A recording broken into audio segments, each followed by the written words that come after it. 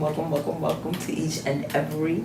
For those of you who are newcomers, I am Passion No Last Necessary, all one word, yes, both names, and no last is necessary because the first name says it all.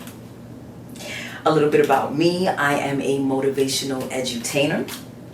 What does that mean? It means that I have explored my talents, I have explored my skill set, I have done a SWOT analysis of myself to see exactly what needs to be improved. I have gone within to identify what I believe I'm called to do with respect to both my passion and my purpose. I love acting. I do. And I am damn good at it. Okay? Ask about me. I think that that's what makes me so effective as a spoken word artist. That not only do I love words, their colors, their textures, their definitions, their impactfulness, their power, but I love expression. And as you newcomers will come to find out, my face is its own storyteller. My expressions keep my friends entertained regularly, even and especially when I'm dead serious. So I act and I do spoken word poetry. I sing and I love it. Singing is a happy and a healing place for me. Every Saturday I post a video of myself singing a love song to myself, and the theme for that Saturday is Song to Yourself Saturday. I started that from doing Passion Public Service announcements, which we're getting to. And in one of those announcements, I grabbed the phone and started singing Love and Need and Want You by Patti LaBelle to myself.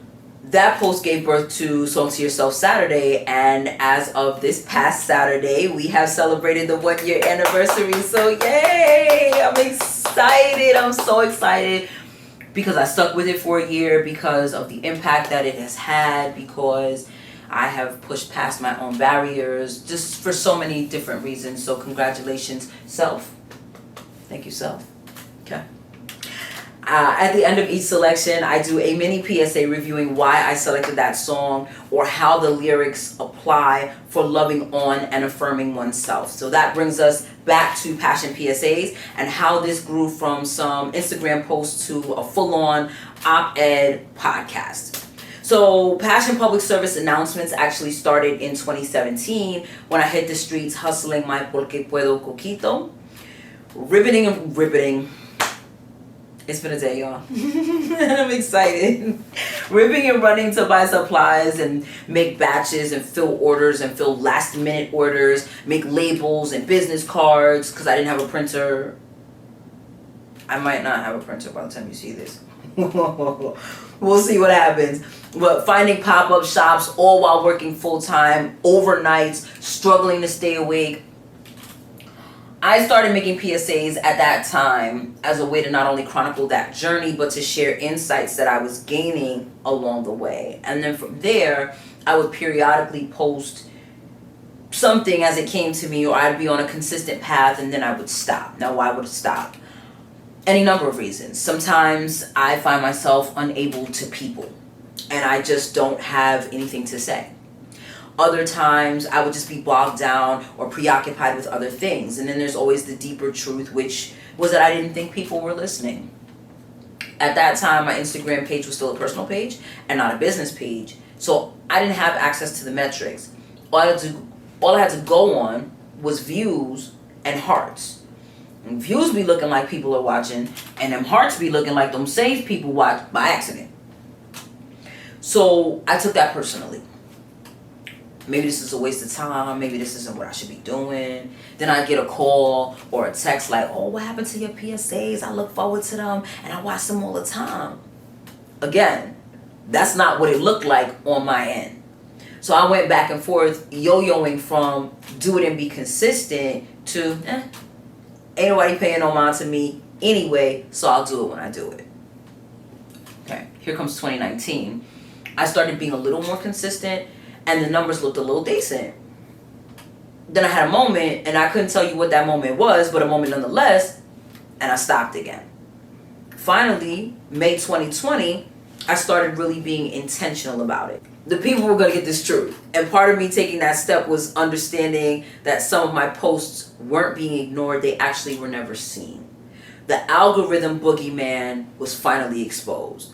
The shadow ban possibility came out from the shadows. The remembrance that everyone with a social media page is not necessarily active on social media, so they may not even know what you have going on, also came to the forefront, although that remembrance came later as I was working on the other podcast. The point is, I intentionally started posting every day, and if I came up with multiple things to say, I would document them in my notes so I could create that content later. I had an understanding that consistency is king in this content creation game, so I knew that even if I didn't feel like I had anything to say, I needed to share something. But I still wanted to make sure that besides reposting other people's dope quotes, that I was sharing my downloads and epiphanies, because as consistently as I was posting is as equally consistently as I was getting inboxes that what I was sharing was helping people, and some of these people I never even interacted with. So I started making the PSAs more curated. I started to be intentional about my frequency and my messaging. And while there were and still are posts where there's a message laced and laden with shade, the point is, there's always a message. The feedback was good for the most part, but people will be people regardless. So no matter what you give, it's too much or it's not enough. So I had people making comments like, oh, I like it when it's short. I appreciate it so much more when you just get to the point. And I allowed that to get in my system. So I changed the framework again. And I didn't need to keep changing the framework. What I needed to do was stick to the task. So I did. I became a little inconsistent, but I was significantly more consistent than I had been from 2017 when I started this. It became a challenge when trying to balance that between creating and posting promo content for the other podcast, as well as trying to stay on top of making sure that I was creating my own content. Brand building is a full-time job, okay? For those of you who don't know, it is a full-time job. It's a full-time job with mandatory overtime, okay? I already had a full-time job and a whole bunch of other hustles, or should I say interests, that weren't turning over any revenue, but I believe they had the potential to. The point was, the consistency was disrupted yet again. So in the midst of all that, I found myself having to run a partnered podcast by myself. And in truth, that was a choice. When my co-host felt like he needed to walk away, I had two options. I could walk away as well and let the chips fall wherever they did, or I could continue on. I knew that I was working toward building different components of the Passion No Last Necessary brand. And I wasn't going to allow my co-host's decision to preclude or exclude me from my success. So I powered on. Creating content and episodes was challenging for so many reasons. Some of the reasons were my own lack of discipline, and that's why I actually write that and state that first, because I want to be as transparent as possible. My own lack of discipline is probably the biggest reason, okay? But my lack of discipline, my lack of commitment, and my lack of consistency, and being consistently consistent, because that's its own task. Being consistent is one thing. If you're consistent for 6 months and then you're inconsistent for another 6 months, you're not consistent. Being consistently consistent, now when you can master that, call me, because I need a tutorial. I'll be struggling, okay? But yeah, so another key was that I just had too much going on. And I was posting PSAs less frequently, but I was running the pod by myself and hosting the talkback the following day. And so that was another thing. For those of you who followed me here from that podcast, you know all of what that experience was. And for those of you who don't know, let's just say that it was an adventure. So why did I decide to do the Passion PSA podcast? Okay. For one, I was already doing Passion PSAs and trying to fit everything into 10 minutes or less. That just wasn't conducive all the time, because sometimes the message is longer than that. I knew there were certain subjects that I wanted to speak on in depth, but the setup wasn't going to allow me to do that. And doing a part 1, part 2, and part 3, that's not my ministry, okay? So instead, I opted to take what I was doing with the previous pod, crossbreed that with what I was doing with my PSAs, and create this podcast where I have the space to be able to speak in depth about subjects, points of interest, or topics to consider. And for those who have a limited attention span and need for my nuggets to be short, they can get what they can get on the gram. So this episode was predominantly to introduce you to me, introduce you to how I got here, and to talk to you about what it is that I intend to do. So I would like to, my intentions, I would like to elicit thought, if nothing else. I would hope that when you walk away from an episode, you're able to walk away with one gem that made you think, made you stop and consider your actions, because maybe it's the first time you're considering it, or reconsider your actions because you've considered them before, but you've never considered them from this perspective or from any other perspective. If you can walk away with that, then I feel like I've adequately done my job. If you're able to gain some insight or even to gain some support that you don't necessarily feel like you can get from the people you feel like you should be getting support from, I'd still feel like I've done my job. The bottom line is ensuring that the content and the presentation is quality. From the previous pod to this one, I have new assistance with production, which gives me more time to keep my hands on the creativity. I have video. So for all of you that said that you were watching something that was never visual,